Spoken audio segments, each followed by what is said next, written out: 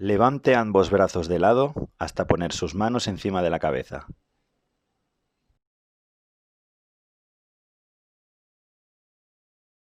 Inicie el movimiento con las palmas hacia abajo y a la altura de los hombros gire las palmas arriba.